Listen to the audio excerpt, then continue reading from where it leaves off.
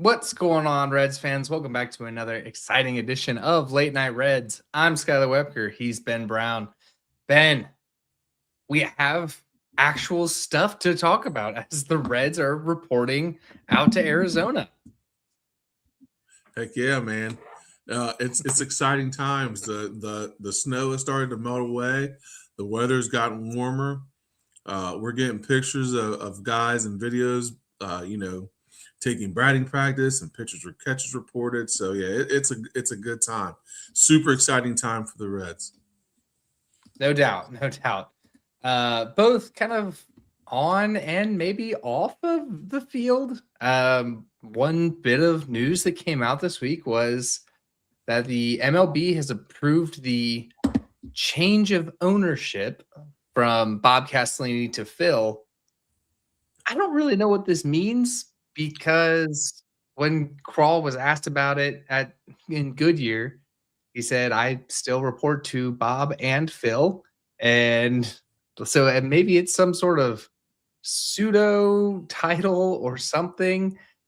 I know the overall vibe around it, though, is the least likable of the Castellinis, which isn't a very high title to have in the first place. But Right. Phil is not a in front of people person by any means. No, yeah, no. I mean, I guess of the Castellinis, like he's probably the one least that you want in front of a PR group or a crowd or whatever. Um, but I'm not really sure what it means or what the ramifications are for making him that, and all the board of director stuff and the board of control and all those votes. I'm not really sure what that all pertains to, but I don't think it does much for us, um, except for saying now that I guess Phil is now the guy and not Bob. I mean, but I feel like they all kind of shared it anyway. So I mean, I don't Yeah, really understand it. I agree. I think they all kind of shared it, like you said. Maybe now it's just a little more pen to paper or official. And look, for all the public, idiocracy that Phil Castellini has been, with the Hmm. comments on opening day and just all that kind of stuff. I can't discredit them, the Castellini family, for what they did this offseason. They put together a good team.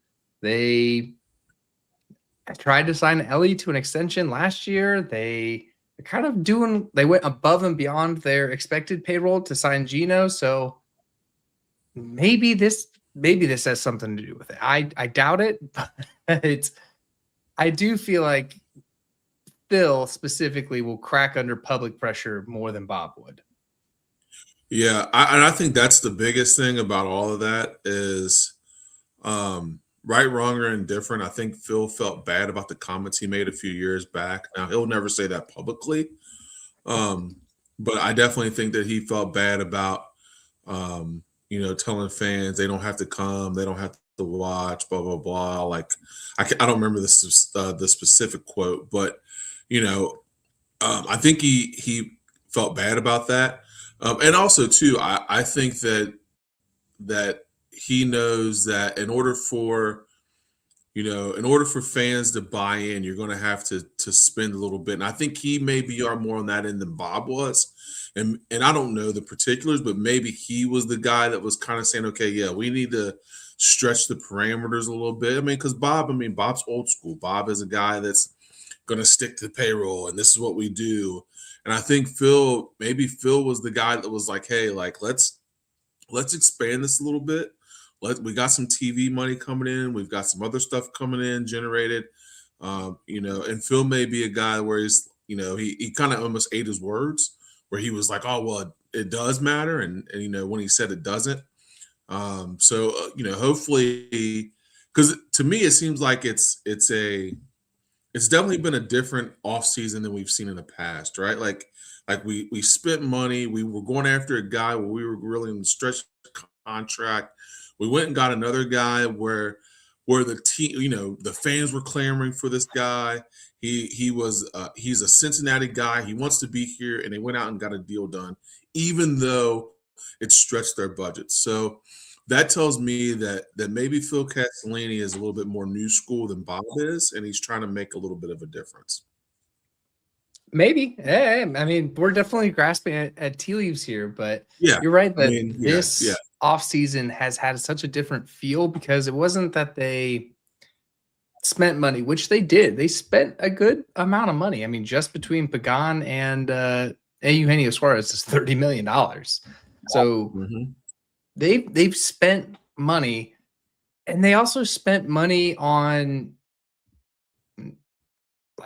they're not guessing on any of these things. Like you kind of were guessing in most free agent markets and with most free agents.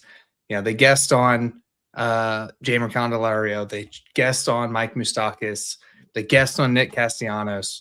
One of three of those paid off, but they're this. You know what you're getting with Eugenio Suarez because he's been in your system.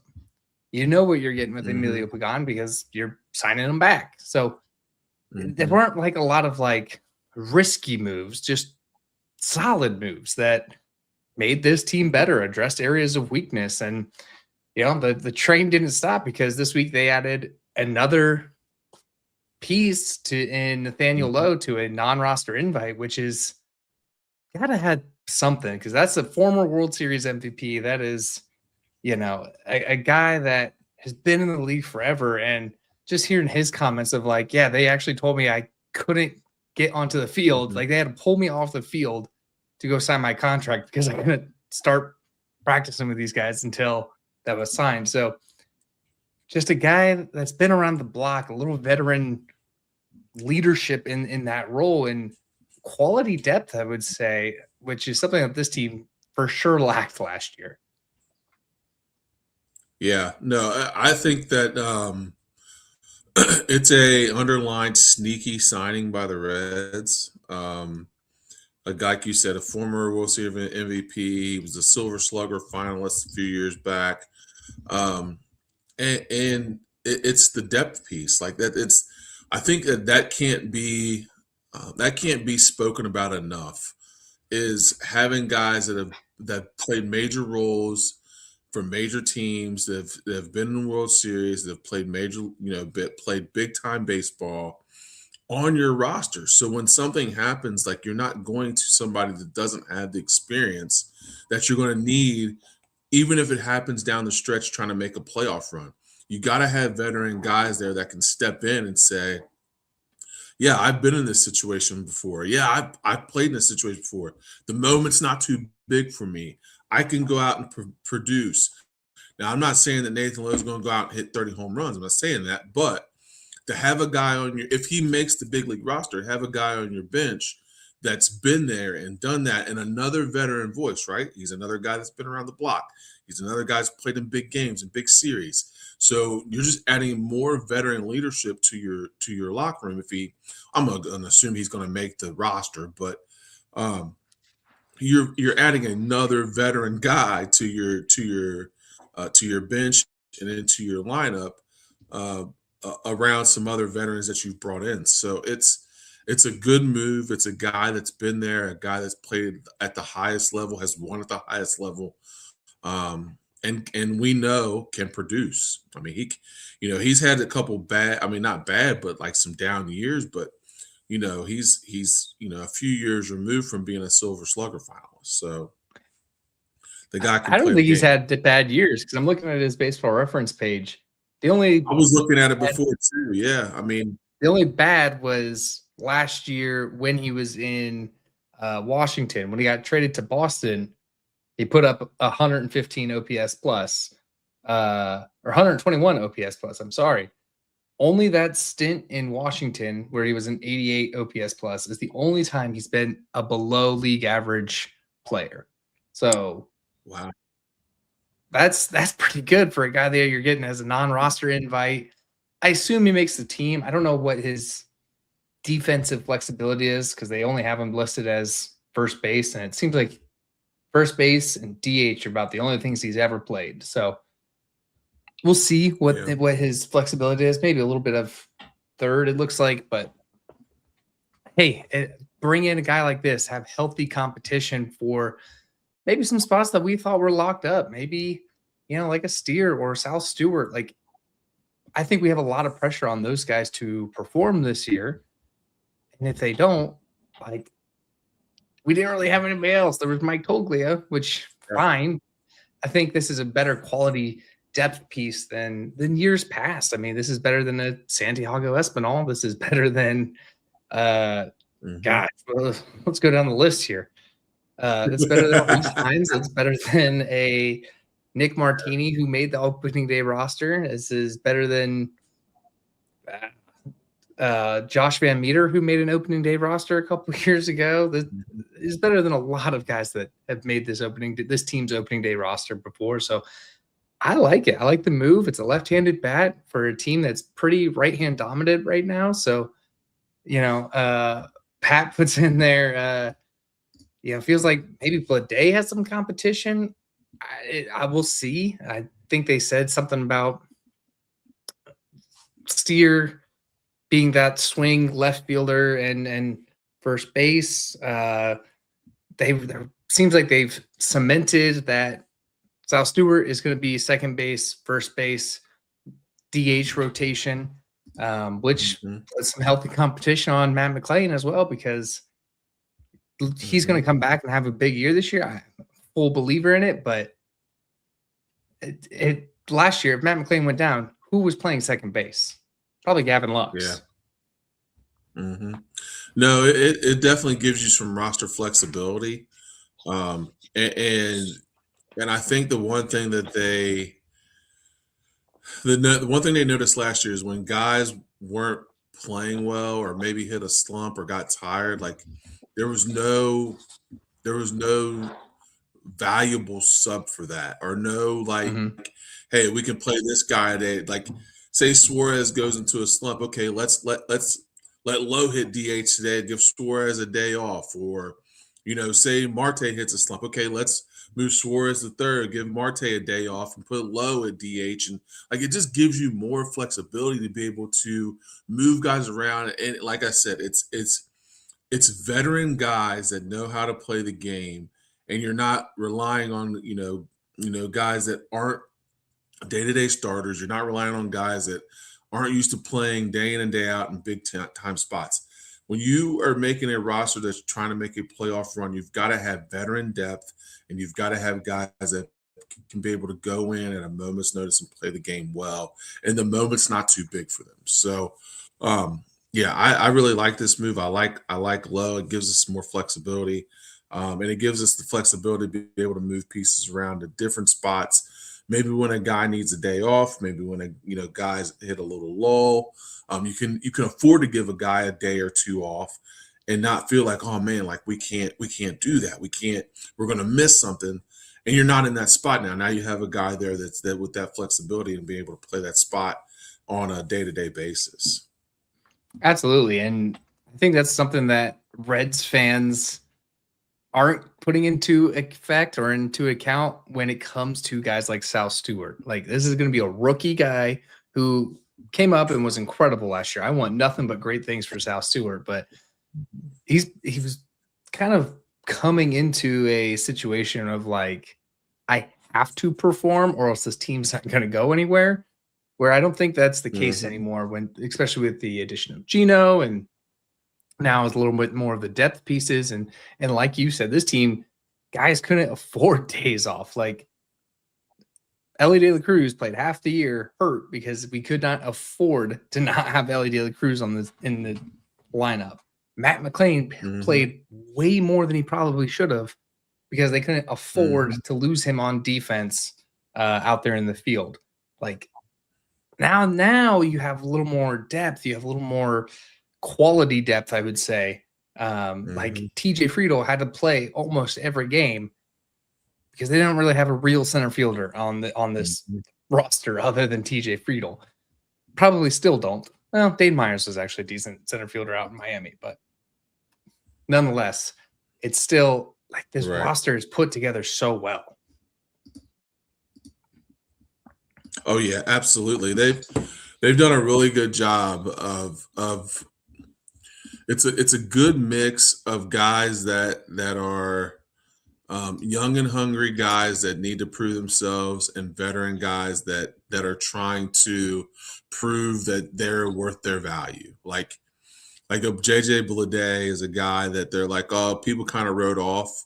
So he's trying to prove his value. Nathan Lowe's the same way. He's a guy that, he's right now just a camp invite and trying to make the roster, trying to prove himself.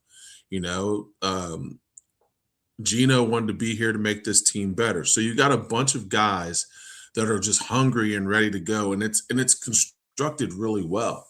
And we've talked about this throughout the offseason. Like, it starts with the pitching. The way they constructed the pitching is really well, and it led all the way through to now. You've got depth in the lineup. You've got guys that you can switch out. You can play in different spots. You can give a guy a day off. You can do these different things. And, those are the two big things that we talked about going into the offseason, developing a bullpen depth and developing a lineup depth, because that's what all good playoff teams have, is that kind of depth. We looked at all the teams that were in the playoffs last year. I mean, of course, the Dodgers don't count because they're just freakish. But you look at the Brewers, who had depth. You look at all these other teams that had depth. The Red Sox and the Yankees. Like, all these teams have depth to where something happens. Hey, we can step in, fill in, and keep playing quality baseball. We don't have to run a guy ragged who's hurt and keep running him out there, 40, 50 games where he's not 100%. So I have to give those guys credit.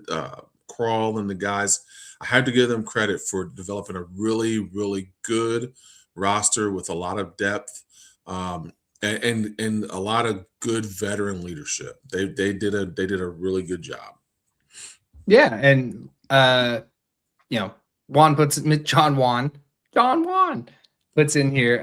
Nathaniel Lowe has no positional versatility, though. I totally get that, but I think this team is super right-handed, and I think, let's just say there's a right-hander on the mound. Now you can put a lefty at first base in Nathaniel Lowe. You can put a lefty in left field and JJ Bleday. You have the lefty in center field.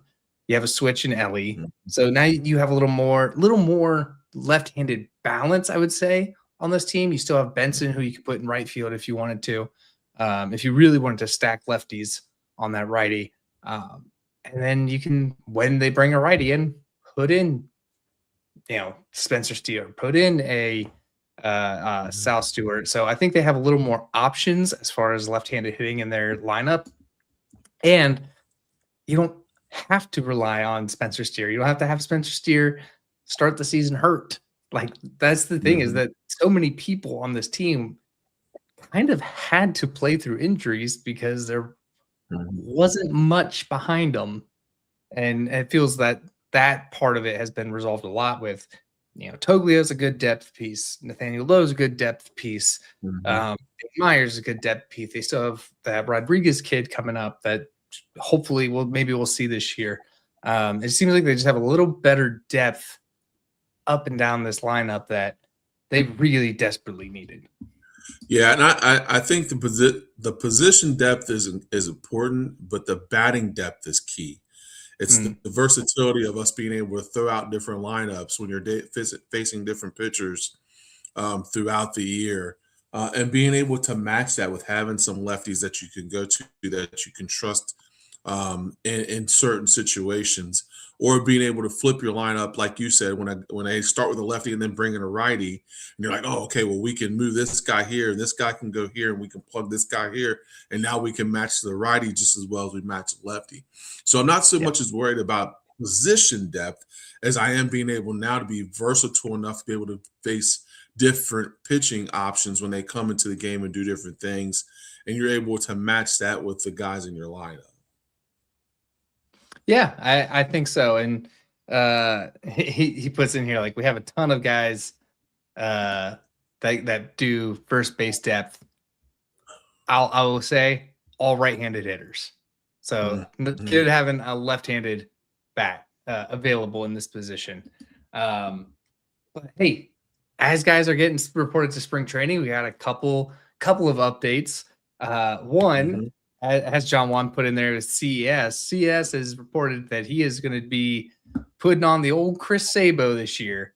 He is rocking the rec specs, and it's got me thinking, like, is the reason he struck out so much is just that he couldn't see? Like, is it just that he couldn't see?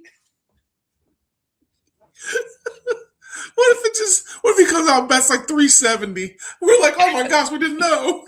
Sorry. We just didn't give him an eye test. Oh my god. But it's funny that this is the first time the Reds have said anything about CES. Like, this is from their Twitter. This is the first time they've said anything about the guy, and it's just that he's rocking the Chris Sabo. All this time, he just couldn't see. We were so wrong. All this time, we were like, you know what, man? He just be swinging at anything. We don't know what he's doing. This guy couldn't see. He needed red specs. You know what I mean? So yeah, so good for him. I'm glad he, good for him, and not so good for the Reds management to not know that he needed rec specs. You know what I mean? Like, you let that guy up there and go up there and make a fool of himself all this time, and all he needed was glasses. Isn't that like the whole plot point of the movie Major League? Is that Ricky Vaughn just couldn't see? Ricky Vaughn couldn't see. Let's get him a skull and crossbones for the middle. Get this party started.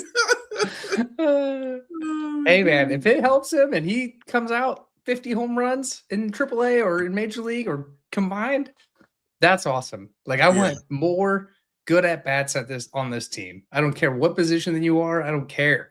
I just want good at bats. Yes, yeah, absolutely. Listen, if that helps him become a better baseball player, and it adds to the depth that we have, then more power to it. Like, I would much rather have a team that struggles to find at bats for guys because they're so hot than be like, oh man, we don't know what we're going to do in certain situations. So more power to him in the rec specs, man. If that helps him hit the ball better, then yeah, that's awesome. I'm hoping he does. And honestly, I'm hoping he has I'm hoping that was the issue and he has a bounce back year. Because like you said, I want more good at bats, the more depth, the better for us. Yeah, absolutely. And we'll see where he lands coming out of spring training. Like pointed out, first base is pretty crowded right now with, you got Stevenson and Steer and Stewart and Gino and Nathaniel Lowe. Mm-hmm. It's a crowded position. So it's definitely one that he'll have to earn, and an opportunity that he'll have to earn. But the other kind of notable thing coming out of spring training is that Ellie has shown up, quote unquote, noticeably stronger. And it's come out that he has done 2-a-days every day in Cincinnati from the end of the year, or from the end of the season to the new year. So, hey, if Ellie's coming back noticeably stronger, hit the weight room. I mean, I couldn't find the best photo out there on Twitter, but from the ones I've seen, like much more defined, much bigger shoulders and in the chest area. Like, he's putting in work to get that muscle on. He's got his NBA muscles growing in. Yeah, remember, dude, he's only what, 23? Yeah, I think he'll be 24 this year. Yeah, like dude, like he's not even at his like body peak yet. Like, think about, and I mean, this is not a great example, but like think about guys when they were like in their 20s to where they were almost like early 30s. Like think of a guy like, I don't know, like if you look at Votto's rookie year to where he was when he was at his peak, like your body's still growing. Like you're still trying to figure stuff out. And at 23, dude, he's just now starting, like, as far as body wise, starting to really like fill in and mature. So he's going to be, if he dedicated himself to the weight room like that, and he does that every year, he's going to become a monster as far as being able to fill his body out and be bigger and stronger and be able to do the things that he wants to do. So it's really cool to see that he dedicated himself to the weight room like that. And I'm sure part of that was weight room, some of that was agility, and some of that, I'm sure a lot of it was baseball stuff. But for guys like that to be able to dedicate themselves and do that, like it shows you how much they believe in this team and how much he believes in this team. And if Ellie's bigger, stronger, and faster, that's kind of scary. It's interesting to me that he stayed in Cincinnati. Like he stayed at the team facility to do all of this. Like most guys at the end of the season, Hmm. they're ready to be done. It usually ends in with a disappointment. There's not so much this season, but like they're just ready to get out of town. And not Ellie. He stayed through like I said, till the new year. So tells me something that either he's just so locked in, so dedicated to this, or he knows that he's this team is going somewhere this year, which from Tito's kind of opening remarks today, it seems like that. Like Tito's opening remarks to the team this today were, hey, we know that we're one of the younger teams, but we can still go toe to toe with anybody in the league. It's time for us to actually do that now. And like Hmm. I love that. Like it's time to, foot meet pavement. Let's go. Hmm. No, I think that um, I think Tito is very pleased with the moves that were made, and I think that he feels like that he's got one of the more special teams that we've had as a Reds organization in a long time. So for him, he just wants Lions to be ready to go. So I think that's where he's at. I mean, he sees that you pull the trigger and get a guy like Suarez. You've made these other moves. Like I think that he understands that. We're just scratching the surface. So I think that he's at a point where he's like, man, I think that it doesn't matter what's going on. Like we've got to start playing like what the projections are telling us that we're going to play. So I think him setting the tone early, right off the bat. Um, I think he knows that this has the capability of being a very special team because of the talent it's the talent, the mixture, the depth, the pitching depth, all the things that we were able to kind of piece together here this offseason. I think he knows that, man, like this is going to be special. This has the makings of being a very special team. For sure. For sure. And I had one more kind of point here in our notes, but you know, John Juan wants to get to something that's a little bit later, but talking about Brandon Williamson, who is a guy that didn't play at all last year.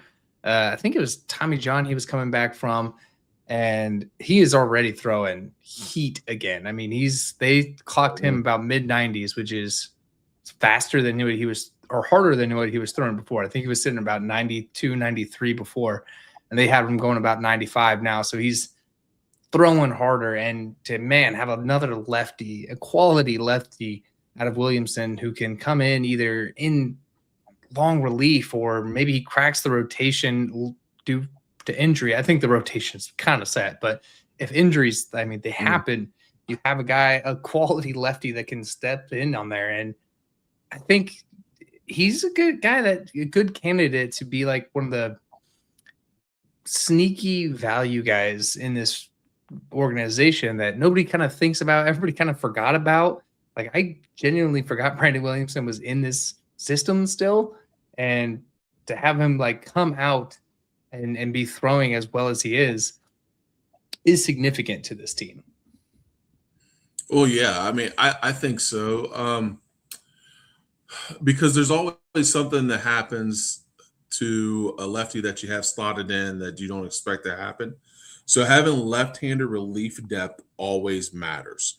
So if he can Mhm. be a guy that can be there if something happens or injury or just make the roster and be a left-handed reliever, it's only going to make you better. I think that he's a guy that he's not there. He's not. I don't know if he's in the plans yet, but man, he's sitting right there on the cusp. Like he's a guy that if something happens, like a Sam Mole falters or something like that, like you can slot him right in and he could fill that spot and be ready to go. So, um, like, man, it's just so impressive. Like when you look from top to bottom, the depth that we've been able to build, and guys that, I mean, that guy could make a roster on any other team, and now we're talking about him almost like being an outside guy looking in, and he's a really good left-handed reliever. I mean, it's kind of crazy, Is this how the Dodgers feel? They just get too many right? good You know what I'm players. saying? Like, I mean, holy cow! No, I agree. And that kind of ties into what I think is a significant piece of news coming out is that there are no injuries to report. Like everybody's coming in ready to go, ready to rip. I mean, you have Brandon Williamson who's at full strength. You have Rhett Lauder that was at full strength. You have Edwin Arroyo who missed all of last year coming back. He had the same thing that happened as the Matt McClain, the same tear. Oh yeah. So like, and you have TJ Antone who's attempting kind of a comeback. We'll see how that pans out. But I mean, you coming into spring training with no injuries? Like I don't remember a time in Reds history where that has happened.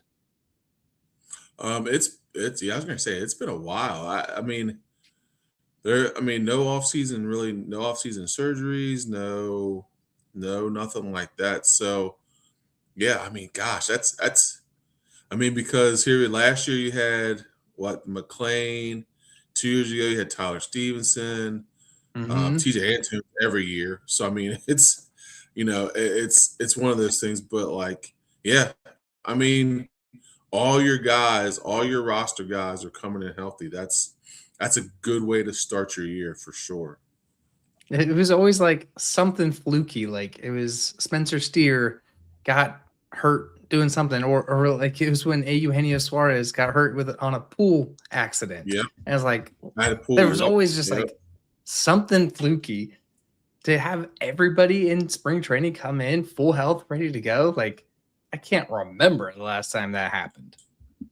No, not at all. I mean, it's kind of crazy to think that I mean, even just in Major League Baseball in general, like to have a team come in with 0 injuries coming in, to spring training. I would assume that over half the teams, maybe more than half, don't have their opening day guys that they had before without coming in with some kind of injury or coming off of a surgery or rehabbing something. So the Reds are sitting in a pretty good spot, above average there, with not having to deal with the injuries and gosh, I honestly, like, I can't remember the last time they came in fully healthy. Like that's kind of, I mean, it's kind of crazy. Yeah, it's kind of crazy to think about that. It was always something. It was a bottom shoulder. It was somebody's oblique. It was something. It was a pool accident. It was always something. Or like you said, just like rehabbing something still. Like nobody's rehabbing anything. Everybody's good to go. Like everybody's healthy. It's a good spot to be. I know they don't officially report until tomorrow, and we haven't played any spring training games, and my cart is way out in front of my horse on this, but it feels good. No doubt. I mean, it definitely feels. One thing. It feels like it definitely feels like we should be like it just brings like hope. Like, you know what I mean? Like it's just really good to know that your team did some great things in the offseason. They're coming in healthy. And it's just like I said, it makes you hopeful for the Red season. Well, there's some more reasons to be hopeful. I mean, one thing that I thought was super interesting was Eugenio Suarez has shown up already. I think he's coming in early to get some work in before he leaves to play for Team Venezuela in the World Baseball Classic. But there was a story that came out where everybody's in kind of the locker room, quiet, like a library, quiet. Everybody's minding their own business, anything like that. And Gino walks in and the place, I mean, completely shifts. Everybody's talking. Everybody's loud. He's cutting it up with players. He's cutting it up with coaches. He's cutting it up with athletic training staff. I mean, it's like a complete vibe. Like it's like a rock star came in through the locker room. And man, like that's something that this team seems like it's always needed. And we've talked about it with Schwarber, like coming in and having that lightning rod leader. And what better guy to be a lightning rod leader than A. Eugenio Suarez? Yeah. I think for the team and the coaches, like I think they felt how important it was to sign Suarez. And I think by Suarez's reaction to signing the contract and all the interviews that he's done after he signed the contract, it was important for him to be a Cincinnati Red. So, when the Reds went out and made that deal, I really feel like that clubhouse felt like, oh yeah, our team wants to compete. We want to win now. And you bring in a guy like Suarez who is a clubhouse leader, he's an energy guy. Everybody is super excited about it. Like his signing kind of shifted the paradigm of our clubhouse from okay, maybe we can compete, maybe we can do some things this year to oh yeah, we're definitely our ownership is behind us, our coach is behind us, the GM's behind us because they're making moves to make us a winner now. And signing a guy like Suarez when everybody knew what we needed in that lineup to make that lineup go. And you get the guy that's going to hopefully make the lineup go. It just shifts everything and everybody's perspective. And I think that's where everybody was. They're like, man, like Gino's home, like where he's supposed to be. Everybody's excited. And I think everybody felt that throughout the organization. So when he walks into a room, like he's going to light it up. Yeah. And boy, like this team, I know I'm, like I said, cart way miles ahead of my horse at this point, but like this team feels the most complete it's felt probably since the 12-13 team. I mean, not only just position wise, not only just depth wise, and we went this whole episode without even talking about the pitching staff, like the vibes wise, like leadership wise, and known roles wise. Like I feel like everybody on this team knows their role, and that's something that I don't think has been a part of this Reds team in a very long time. They have guys that know how to command a locker room, which is something that not to discredit Joey Votto, but Joey Votto was never really like the locker room leader. He kind of became the defaulto one because he was the face of the organization, but I get the feeling that he was never really that guy. He was definitely the mind of the game, teach anybody anything, like that part, which is also super valuable. But like I'll use Nick Castellanos as like Nick Castellanos was this guy. He demanded excellence out of everybody. He was not settled with mediocre. And I'm not saying Eugenio Suarez is like that intense about it, but like they've never had a guy like that who lifts everybody else in the locker room. And I think Eugenio Suarez lifts everybody else in the locker room. No, I would agree with that. Joey was more of a baseball, like you said, a baseball guy. He was going to go in, he was going to put the work in, and everybody was going to follow by his example. Yes. But he wasn't a lack for a better word. He wasn't that spiritual guy where he was like, okay, I'm here to lift everybody's spirits. Like we're not only by just my leadership, but by my attitude. Like I'm going to lead by being, excited about playing the game and being on this team and lift everybody up. And that part is important. I mean, the day-to-day how to go to work part is important, but you also have to have a guy on your roster and in your lineup that, every strikeout's not the end of the world. Every home run is not a celebration. Like it's you got to have a guy that brings that even keel but fun part of your game, and just enjoying the part of being teammates and the camaraderie.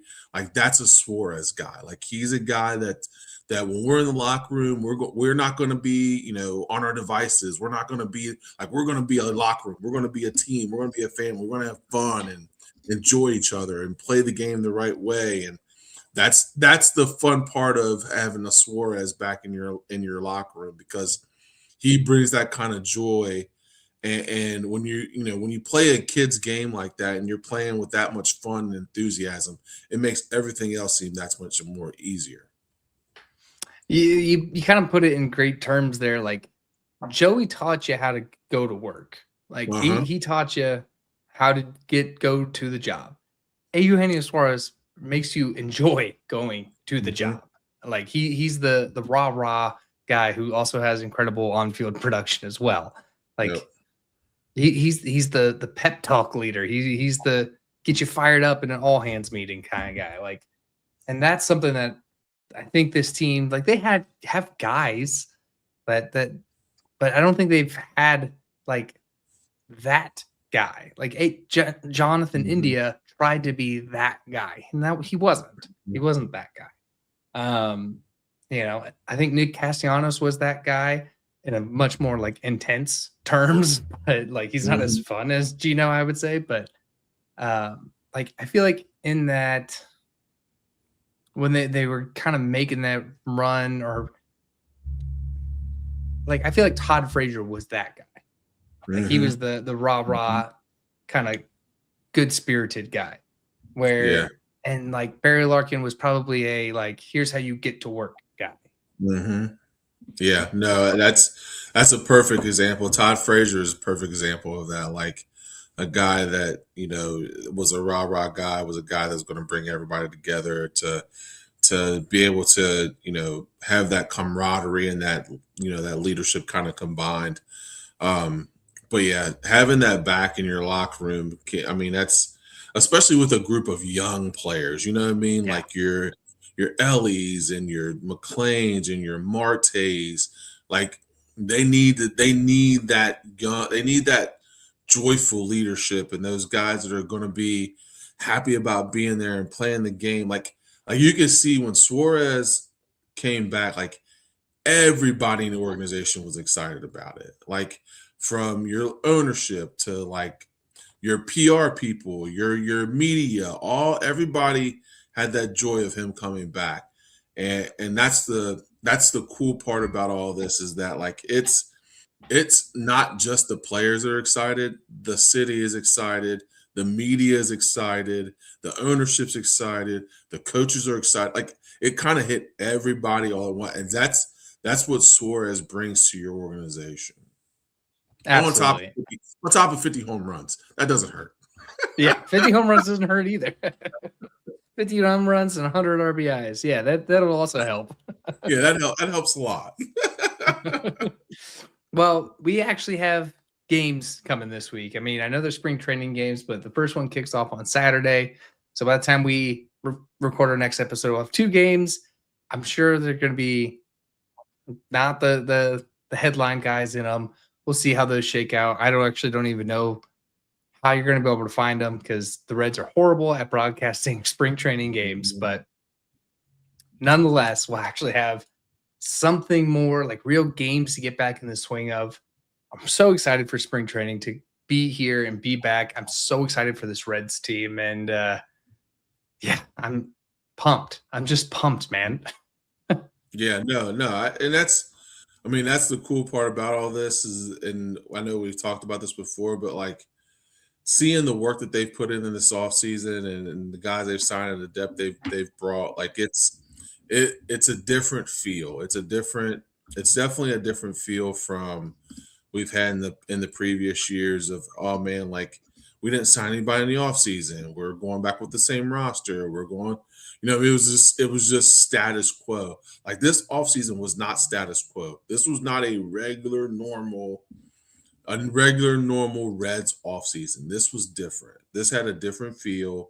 And that's what makes me excited about it, is that they actually went out and I felt like they tried. Like, they tried. And that's a good feeling.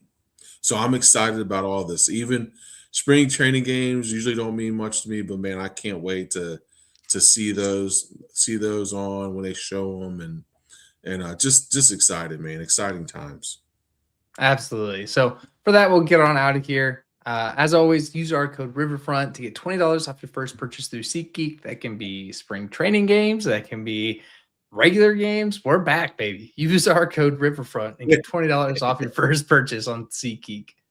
We encourage everybody to join our ever-growing family of Cincinnati sports fans and support the show through Patreon. That's patreon.com/Riverfront Cincy. From there, you'll get access to our Slack channel. You can be a part of the viewer mailbag with Seth's show on the Riverfront Red Show. Subscribe to our YouTube channel to not only get the latest content from our show, but the Riverfront Red Show and Welcome to the Jungle as they get released. Follow us on all the social media platforms. We're on all of them at Riverfront Cincy. And please subscribe to the audio version of this podcast. We're on all of the platforms. Give the likes, ratings, reviews, and everything. They really do mean a lot.